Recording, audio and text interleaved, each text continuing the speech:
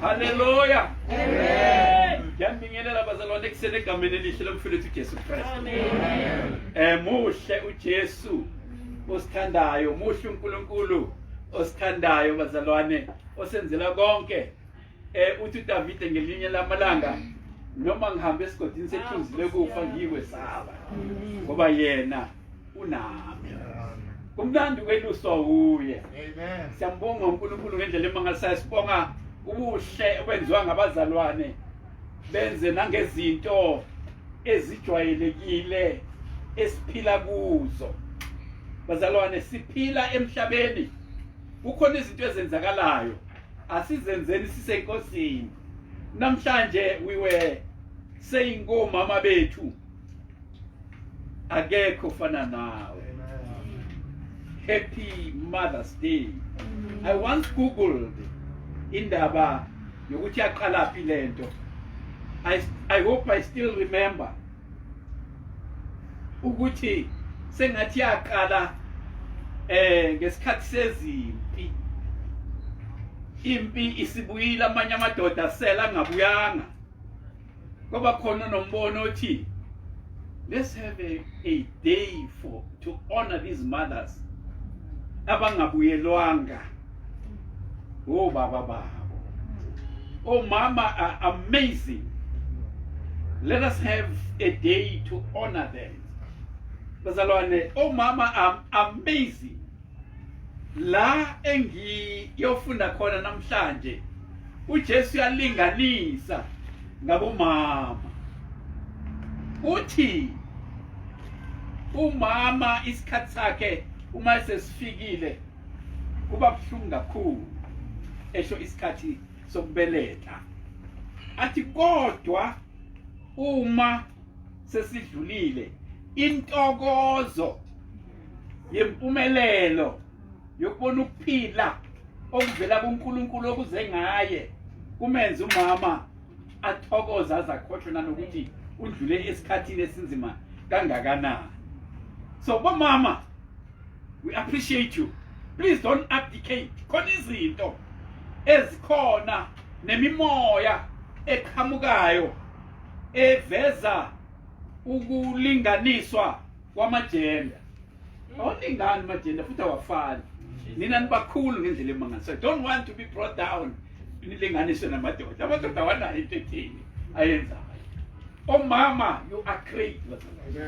Don't want the spirit that goes out there.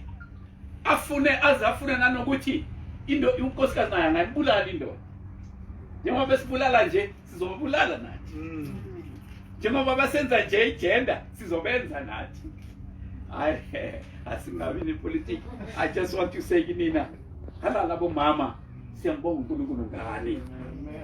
Sibonge nanokusho nanobufakazi esibuzwileyo njengoba unkosikazi eshilo izo on Friday, where the whole day of a meeting yezisebenzi zikaNkulunkulu sathola ukumangaliswa okumangazayo.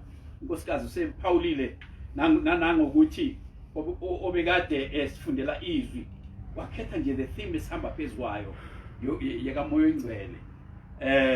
Kwasekuba khona futhi ukuthi umongameli enkulumeni yakhe umongameli enkulumeni yakhe spoke about upgrading. He used that technological word yokuthi upgrade. Wathi sidinga upgrade ezintweni esizenzayo. Wathi udinga ukuthi udownloade izwi empilweni yakho bese liyahlala kuwe bese uyal-uploada. I missed leyo nkonzo leyo yasathana usithi sathana kodwa ngizalithola ngizofundisa ngayo. Athi bese uyayi-uploada into your mind bese uyayi-launcha into abazalwane. What the word of God doesn't have to be something that you preach to abazalwane ingazange ikibe iku-indwele ihlale kuwe. Wathi uma abazalwane bethu singabafundisi to be grounded in the foundational things zezwi, abayi kukwazi ukubambelela izikhathini zokuhlupheka kwabo. Wathi uzwe ubuhlungu obumangalisayo bokuthi kube khona umzalwane owakhuluma wathi lesi sifo secorona sishayile saze sashaya nabafundisi bethu. Some of them even died. Ephelelwe ithemba lomuntu. Uthi lo mzalwane uthi if grounded he or she would remain nanokuthi izwi angikusuka kuyo. Noma zingafika izinto ezingafikayo asiyikusuka ezintweni ezithile. I was greeting you bazalwane. Sanibonani nonke. Sabona mama Mtshele. Thank you. May the good Lord bless you. Nanu mama Mtshele bazalwane. Ngiyambona mama Mtshele. Amen. Do you mind ukusukuma mama Mtshele? Akusukume nje ume nje. Angizokubingelelisa namhlanje. Ngifuna nje abazalwane bakubheke. Amen.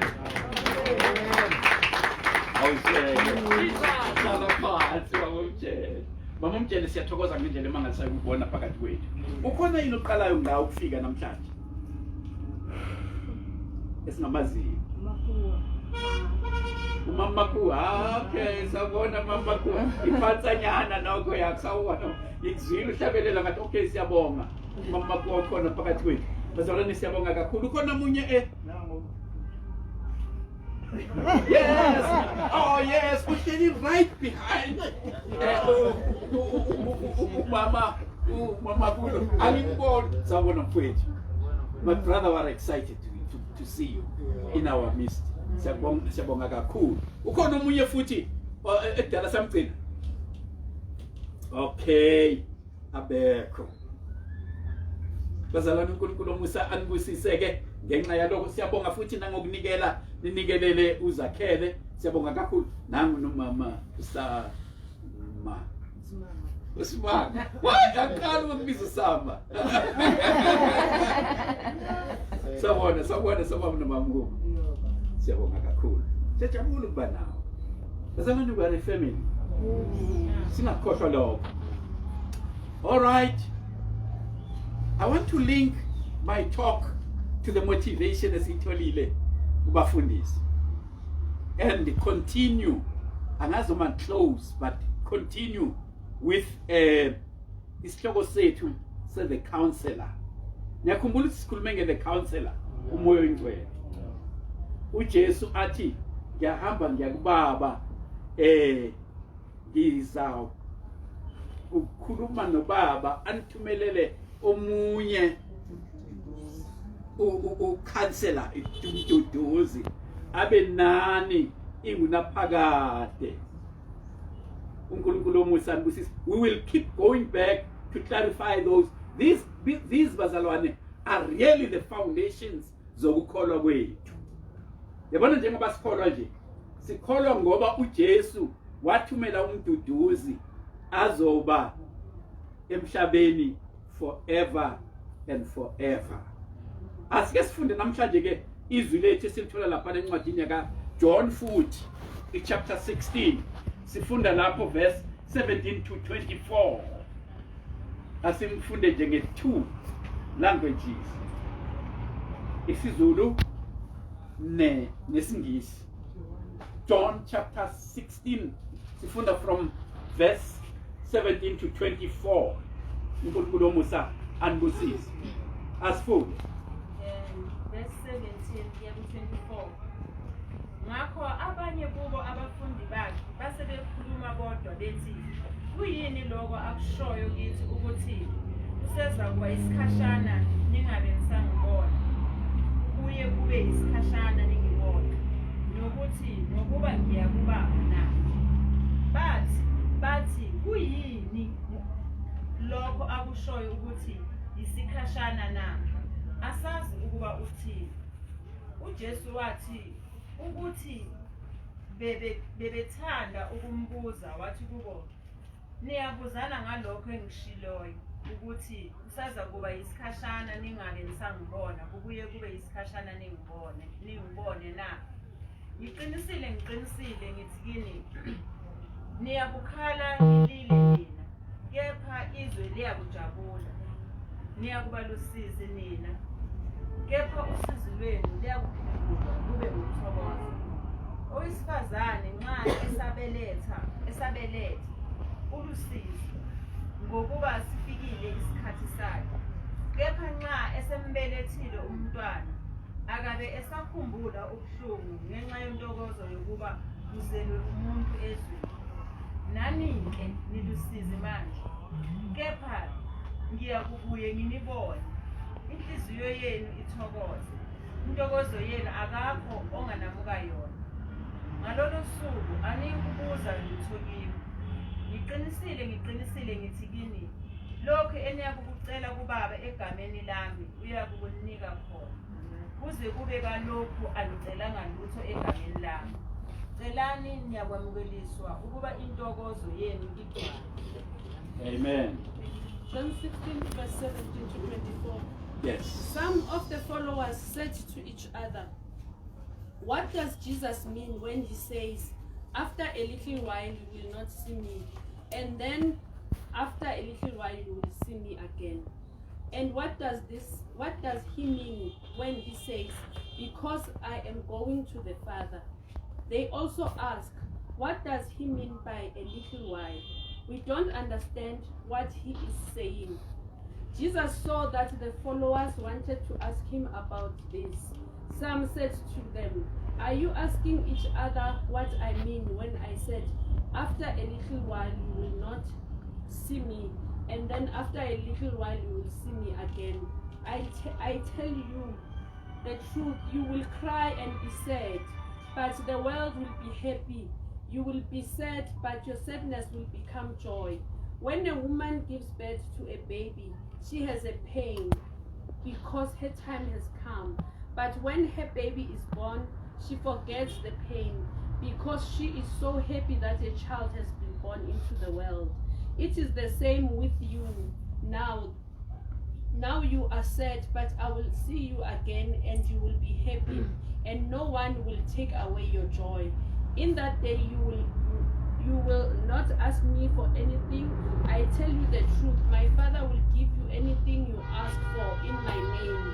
Until now you have not asked for anything in the name. Best possible joy. Amen. Speak strongly.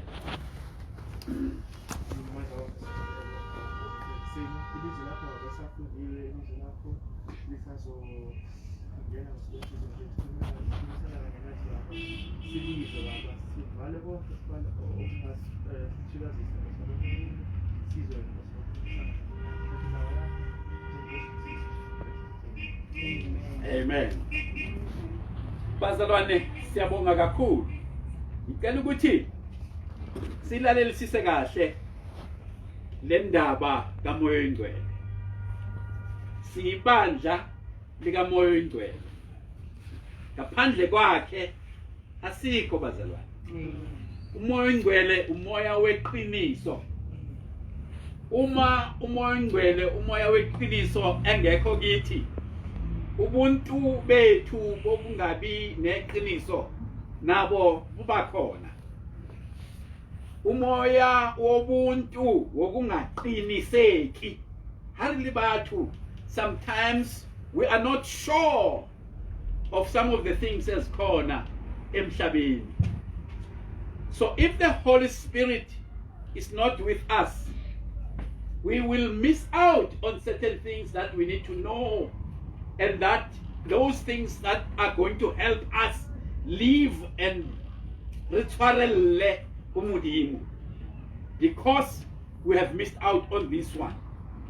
I remember ukuthi bazalwane, njengathi mina indaba kaMoya Oyingcwele izwakala kamnandi uma sisayifunda uJesu asakhuluma ngayo lapha ku John 14 uverse 15 and 16, especially 16. U15 uthi, if you love me, you will obey what I commanded. U16 abesathi, that is 14 engifunda kuyo manje. And I will ask the Father, and he will give you another counselor to be with you forever. Bazalwane, ikhona inkulumo enjena ethi babe ngcono abafundi bakaJesu ngoba babehamba naye abenzela izinto.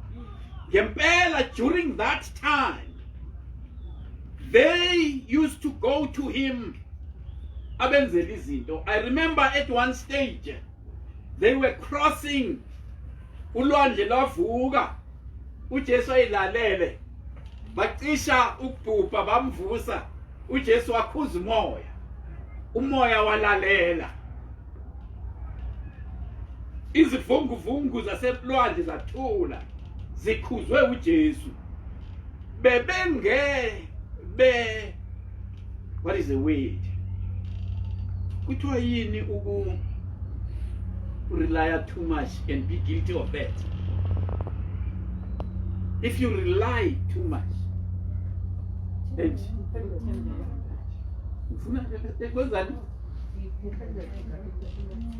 okay,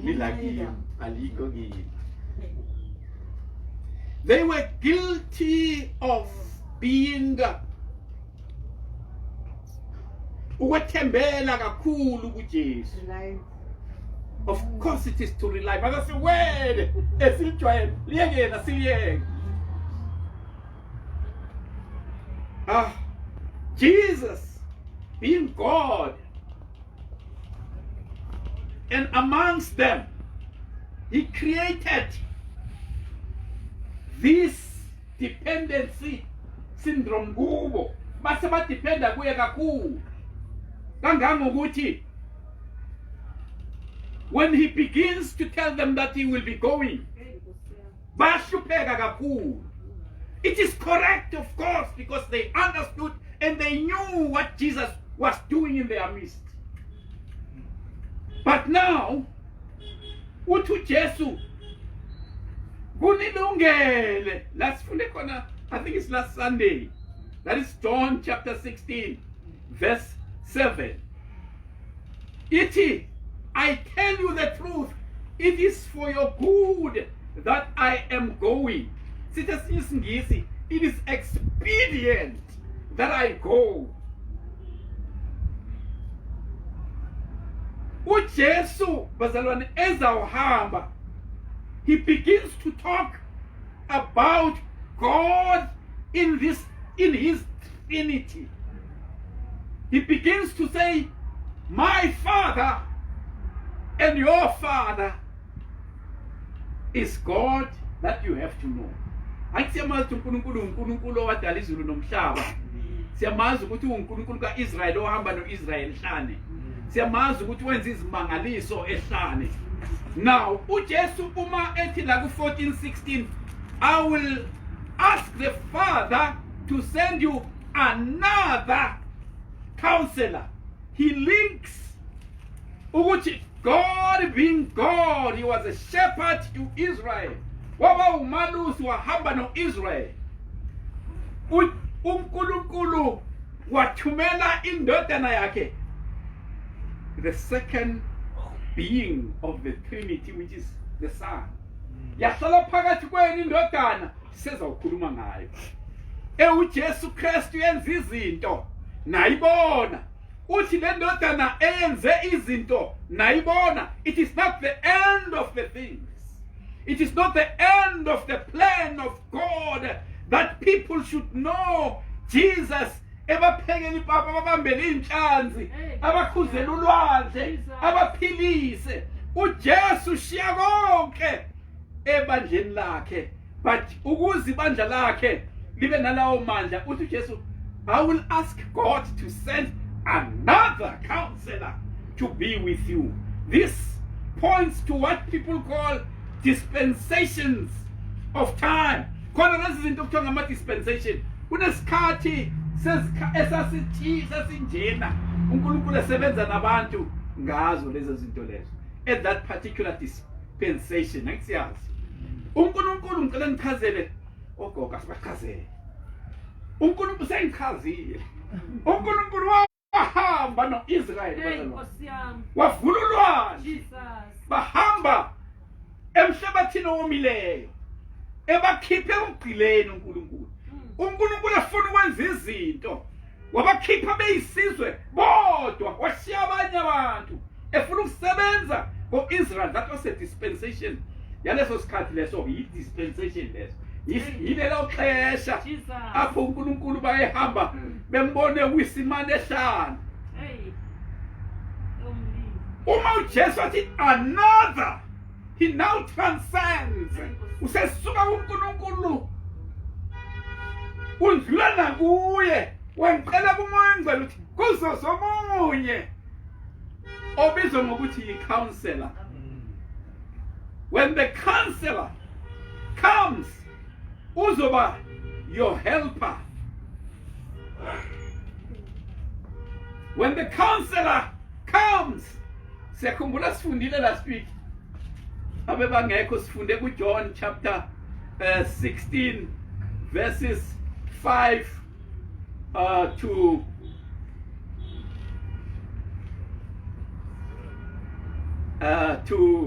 16. Ngicela nibhale phansi nenze leyo Bible study. It's very important. uJesu ekhuluma nga this other counselor ofanele eze. Uthi leyo counselor is going to be your helper. Siyazi musihelpa ngisho. Umsizi wethu ozohamba nathi, ahlale nathi, asisize la sihluleka khona. Athi Paul mayekhuluma ngaye ku Romans chapter 8 verse 26. Athi usisiza ngisho nokuthandaza. Uma singazi ukuthandaza ekhona phakathi kwethu uyasibubulela, uthi uyabubula mama umjeni bawulaphana esibhedlela ungazi ukuthi uzathini. Uma unalomoya oyingcwele, you simply relax. He speaks to God on your behalf. Lithizwe lenkosi wahamba uJesu wayehlala noNkulunkulu esandleni sokunene, uyasinxusela. Nangizona bazalwane. Ngathi ngahamba. I want to ground certain important things that we have to know. Singabazalwane abasindisiwe. Sisindisiwe yini bazalwane? Amen. Asikwamukele ukusindiswa, samukele insindiso yethu. Insindiso ukukholwa uJesu Kristu oweza wabethelwe esiphambanweni, waba impendulo kaNkulunkulu yokususwa kwezono ezehlukanisa umuntu noNkulunkulu. Amen. Athi Jesu kufanele, it is imperative that I go. Yabona manje kufanele ngihambe. Ukhuluma kubantu abacabanga ukuthi sifuna ukumbamba hlale nathi. Uthi you may not understand now. You will understand in the right time. Ithi mangizwe usiphilela athi bebenza iBible study. Ethi uJoseph wathi you meant it for the bad, but God meant it for the good. Khona ezinye izinto esingaziqondi. Please go and study. This is the foundation of our being here. Your being here will not be mnandi if ungakatholi ukuthi okay, I am here because ngiyumntwana kaNkulunkulu nalabo abantwana bakaNkulunkulu. Yes. We are here together bazalwane. Lithi iBhayibheli encwadini yeZakha, iron sharpens iron. Sizosharpenana here. Please make it a point that you make sure that if the devil says don't come, please come. Uthi Jesu, another counselor. And that counselor will be your help. He will help you to pray. When you don't know how to pray, Mamlanga, Chamba Maulala, uthi uyathandaza wa ushayika mini Yohana usazi. Umoya ongcwele uzokusiza. Let's be linked to him. Belong to Jesus Christ. When you belong to Jesus Christ, the Holy Spirit brings imvuselelo empilweni yakho. Ukusiza ukunqoba izitha, ukusiza ukunqoba ezinye zezitha. Zithini uqobo lwethu, ubuntu bethu kuphikisana nalowo esifuna ukuba yikho. I will pray, I will talk to my Father to send you another counselor. La esifunde khona last week, I'm bound to go back a little bit kuko. Verse 7 uthi ngisengishilo ngathi uthi it is imperative. Amen. It is expedient. Esisho njalo. Isizulu still verse 7. 16 verse 7. Kodwa mina nginitshela iqiniso lokuthi kunilungelo Kunilungelo. Lalela, uma ethi kunilungelo. You may not be seeing it nina. Nina nibona lokhu okwamanje, the present. Nibona le nkomo ikhuphubisi. Maybe you have to lose le nkomo and get money and be able to do other things. Thina sibambelele kule nkomo. Siyayazi ikhipha ubisi. Nangizoyini bazalwane. Amen. We will go kule ndaba yobuhlungu nokusithela isikhashana. Uthi uJesu kunilungele ukuthi ngihambe ukuze afike umoya ongcwele abese athi verse 8, when he comes he will convict the world of guilt in regard with sin and righteousness. U9 abesazilanda lezi zinto lezi. U9 verse 9 ka 16 verse chapter 16 athi in regard to sin, because men do not believe in me. Bonke abantu abangakholwa kuJesu bahlele esonweni sabo. Ngoba uJesu uyothethelela isono bazalwane. Usithethelela isono. Thina sifanele sikholwe ukuthi uJesu umthetheleli wezono. Uma abashumayeli bashumayela babese bagcina bethi uma ufuna ukukhetha uJesu uphakamisa isandla sakho, basuke baqonde lokho ukuthi uzimbandakanye namaKristu athethelelwe izono. Ubese uba umKristu wendlu yokukholwa ekholwa uJesu bazalwane. Sikholwa uJesu njengoba sila.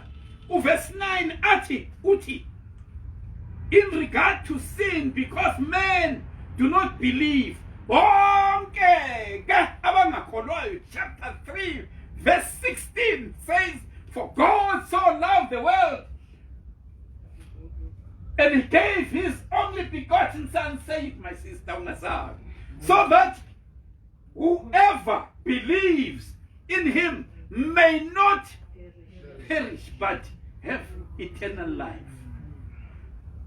Verse 9 uthi sin, because men do not believe. Khona abantu abahleli bangakholwa uJesu. Labo bantu bahlele esonweni zabo. Sengikhuluma manje ngoJesu, do you see? I'm talking about Jesus. In the triune of God, the what? The Jesus is what? Part of the Trinity. Sankhuluma ngengxenye yoNkulunkulu ebuthathweni bakaNkulunkulu uJesu bazalwane. Silana sinabantwana bakaNkulunkulu, sikhonza uNkulunkulu ozwe lingakwazi ukumqonda. Because alimboni, and because sithi thina munye ebuthathweni bakhe.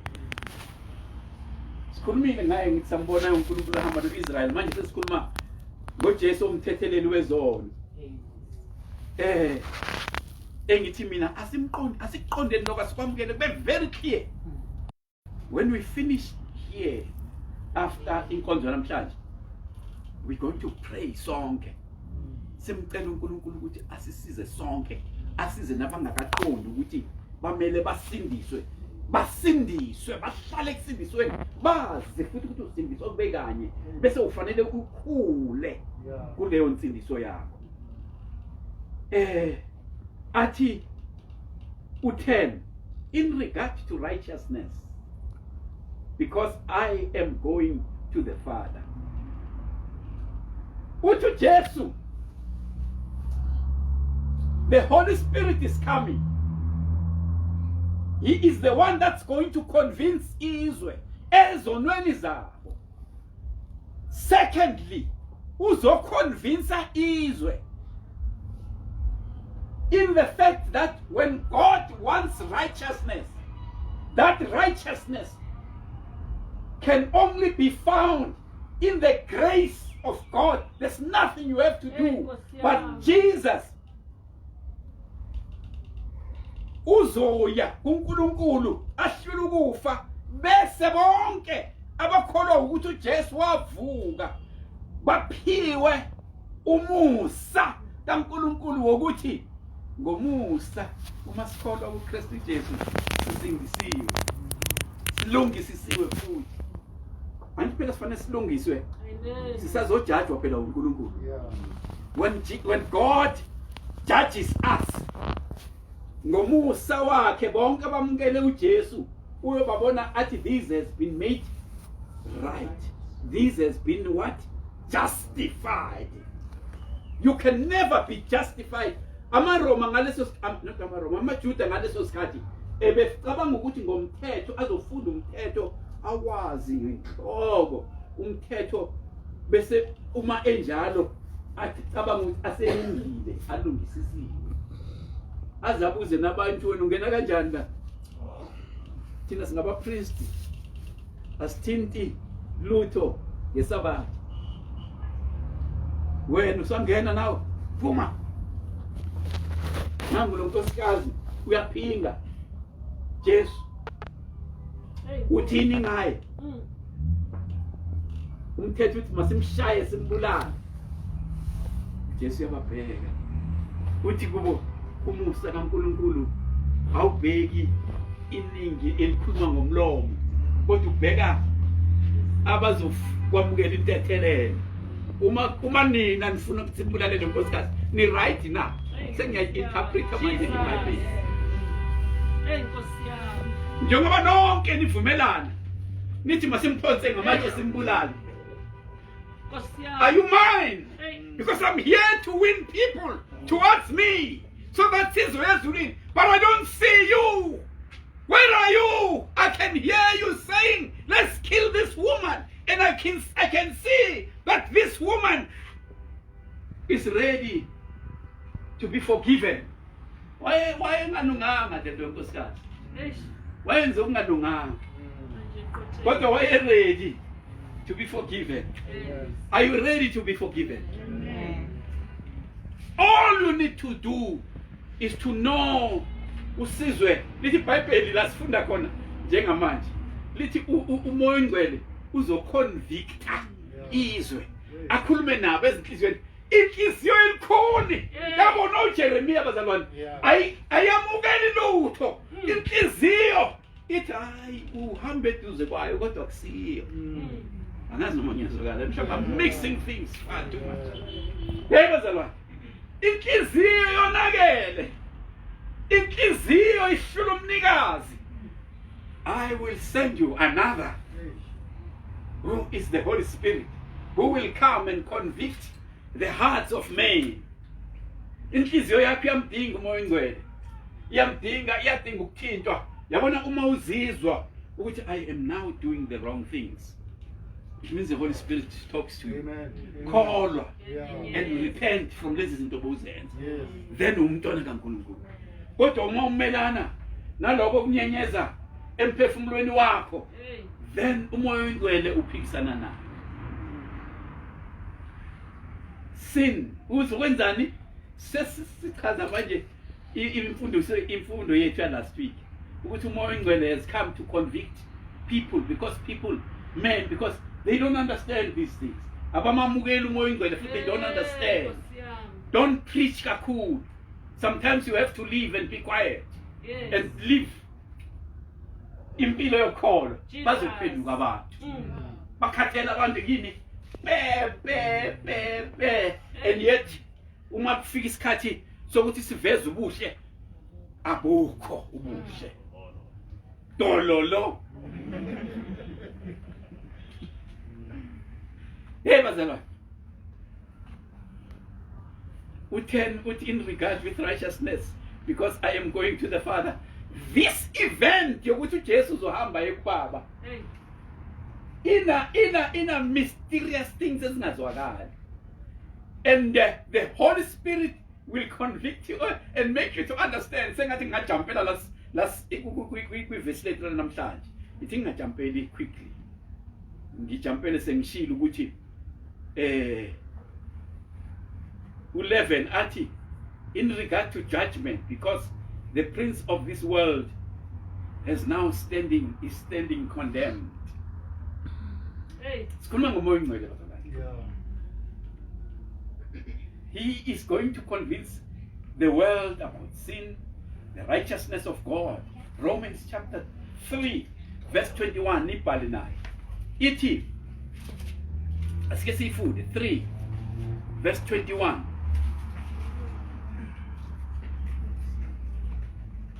But now a righteousness from God apart from law has been made known, to which the law and the prophets testify. 22.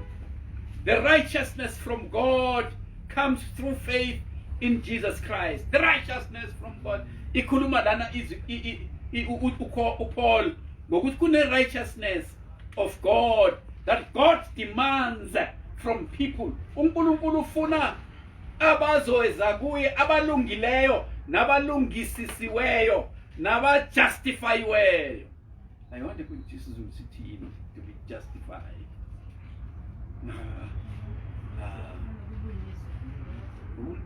Ubulungiswa, yes. Justified. But mabe define justification, but just as if you have never sinned. You have been justified. You are just as if you have never sinned. uNkulunkulu ufuna lokho kubantu, but that was impossible and difficult to people. uJesu wazela lokho wabulawa. We can now jump to verse later namhlanje. Maybe sengimlahlile kakhulu. What introduction ende kangaka? It means that the preaching is going to be very short. Lethi verse lethu la namhlanje babuzana. But uthini uJesu mayethi for a little while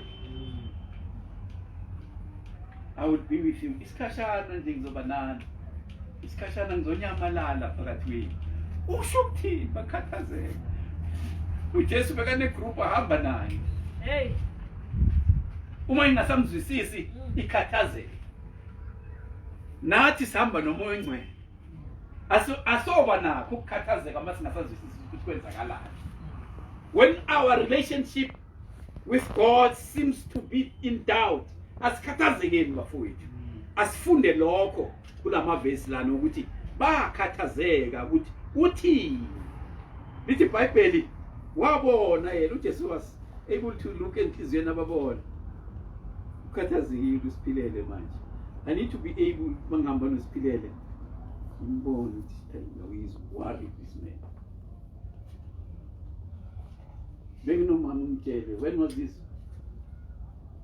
Uthi mama umtshele babushoba uNkulunkulu lento afuna ngizoyenza, ngiyambona ukuthi ukhathazekile.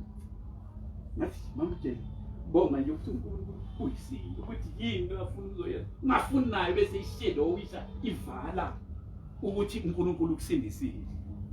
Of course there might be a thing that God wants you to reveal to you. Kwani izinto ezikhathazayo ebesezishada ukuthi singazisisi certain things ukuthi zihamba kanje. uJesu uyababona babheke emhlweni ukuthi nibuzana nodwa anibuzi mina ukuthi ngisho ukuthini mangithi nizohlupheka isikhashana.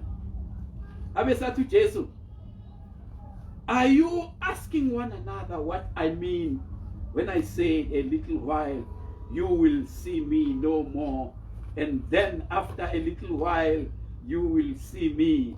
I tell you the truth, you will weep and mourn while the world rejoices. Ngokufa kaJesu bazalwane ebulawa esiphambanweni kwaba buhlungu kwaba kaJesu nalabo basebethembele ukuthi bese sithi uzosenzela zonke izinto.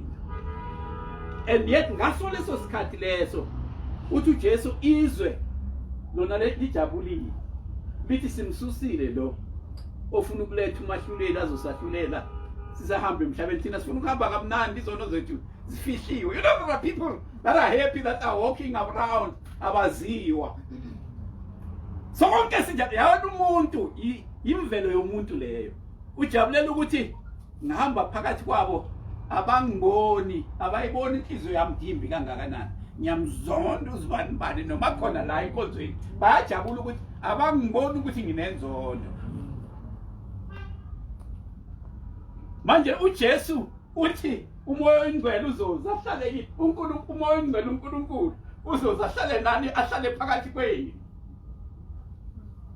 Aboneko uthi futhi umoya oyingcwele uzofakaza ngami uNkulunkulu. He will be the one reporting nanenhliziyo yethu ukuthi siyamazi. Asibeni right now. Let me move away from that and say uthi uJesu mangithi isikhashana, he talks about the time ehluphekeni kwakhe when he shall have died. Uzofa angcwatshwe. Uthi nakuba izwe lizojabula understand ukuthi kunilungele lokhu. It is imperative, it is expedient. Kufanele kwenzeke lokhu ukuthi ngifane nomuntu ohluliweyo onqotshiweyo. Anqotshwanga ngindlulisa a thing that has to happen. It had to happen ukuthi uJesu abulawe bazalwane. uPeter zamukulwa ashaya indlebe ngenkembe. uJesu athi no asikho kuleyo mpi manje. It has to be for a while. Ngife kube buhlungu kube mnyama emhlabeni kwamatshe kube mnyama. Yabona makuthoka umnyama ithemba lipheli akusekho lutho. Uthi uJesu ke ukuthi uma ngithi isikhashana, I mean you are going to pass during the time of hopelessness and grief. You will cry. Kubuhlungu ngihambile. Uthi but siyazi isikhathi abesasifanisa nani nenkosikazi. Uthi uma sifikile isikhathi senkosikazi ukuthi ibelethe kuba buhlungu, sivuswe ebusuku kuthiwa abantu babiza ama-ambulance. Bayazi nangumba uthi age bayazi abomama baphenduka izingane.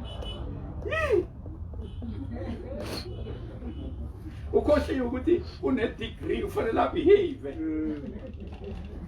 Uyamisbehave ukhala njengomntwana. Isikhashana enzani adlula kuso. Uyandlula kuso. That's what you need to understand. Yabona uma besi-understand naleso sikhathi leso sobuhlungu bebaye ngayo kusihlupha kakhulu omama. Bebazositshela ukuthi eyingafa. Hawu sekuyileso sikhathi. Kodwa bakhala baze balahle yonke into. Ngaze aphule nento ayithandayo ngoba konakele sidlula kuleso sikhathi sobuhlungu. Ya nathi uma sishiwe uJesu kukubi. Sesibhekene nokufa. Sikhaliso kwengane.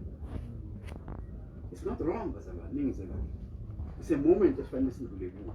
Kodwa uJesu uthi understanding ningabe senilahla konke. I think when umongameli was talking about foundation, uma kubuhlungu icorona isidikidlikile, thatha abanye abathandiweyo bethu isibambe nathi simase sibambile sithi gazi ngiyawuphila, sibabonile bafa abantu. Kulokho kuhlupheka kobuhlungu asingasuki ekuthini it is just for a while. Siyawela siyangale athi uJesu, a woman giving to birth a child has pains because her time has come, but when her baby is born, she forgets the anguish because of her joy. A child is born. Ati Paul, I think chapter 8, ati izinhlupheko zamanje. I think it's verse 18:28 or 18:18, something like that. Uzoyifunda yonke na. Athi inhlupheko zamanje zingelinganiswe nenjabulo eyakwembulwa. Ngale bazalwane singahlupheka. Kuphela imisebenzi. Bahambe abalingani bethu. Sihlupheke. Kodwa siyezi isikhathi. Don't give up. Ngoba mase undlula kuleso sikhathi leso. Ithi iPsalms umuntu ohluphekileyo ngiyayiparaphrase uma ngibeka exactly ithi uNkulunkulu useduze kwalabo abanhliziyo zaphukileyo. But I want to paraphrase it ngithi mina inhliziyo ephukileyo ready to accept help wherever it may come from. Amen. Ngizobazala. So wena ngengqondo yakho control inhliziyo. Uthi inhliziyo don't accept help from wherever it comes from. Accept help that comes from God. Yehlukanisa. Jo, asigcine yo. Isikhathi silibene. Uma sesigcina ke uthi uJesu ku verse 23. Let's funde khona. In that day you will no longer ask me anything. I tell you the truth. My Father will give you whatever you ask in my name. Now let's talk about something very important. Uma singabaka Jesu, uJesu siyela umoya ongcwele. Umoya ongcwele usifundisa ukuthi nathi sifanele sikufundise lo. Ask things from God in the name of Jesus. Uthi Jesu ku 23. In that day you will no longer. Sekwenze njani manje? Sekufike umoya ongcwele. Wehlile uJesu angasekho. Uma umoya ongcwele esehlile uJesu angasekho. In that day you will no longer ask me anything. I tell you the truth, my Father will give you whatever you ask in my name. Until now you have not asked anything. Kuze kube manje ayikho into engisemke nayitshela kuphi to the Father. Bebale bayitshela kuba Jesu safa. Sekufanele manje bathi Baba safa. Sisindise egameni lika Jesu Kristu. Osifelayo. Jesus. Wakufela uJesu. Bazalwane wasifela uJesu. Amen. Egameni lakhe simele simemeze insindiso yethu.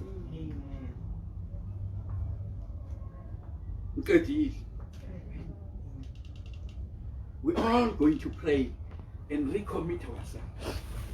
Asibeni nabaka uNkulunkulu bazalwane. Asibeni nabaka Jesu. Especially these days, kubi. Kufa bafundisi. Kufe the breadwinner salabahluphekile. Ifikile into sizwa kuthiwa sekhona nama third wave ukufika. Kubi bazalwane, we need not make this time sirinyenyefatse buhlungu borishebaningi bo. But in the name of Jesus, we are going to ask from our God. And our God will take us through. Says the student in the pool, swinging out. And let's all come to God and pray for some time. And then listen, Shalapa.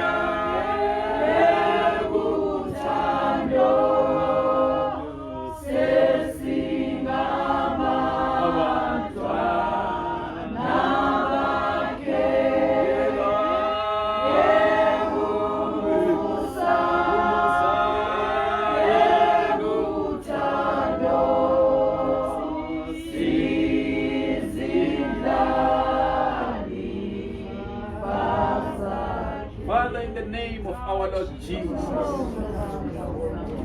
we come to you, Lord. When sometimes we are confused,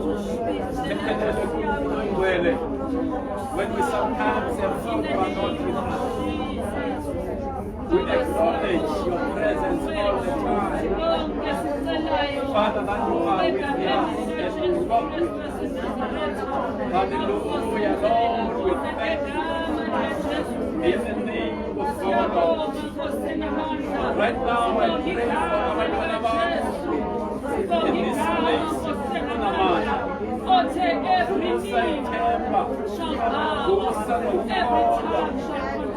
Every knee Jesus Christ is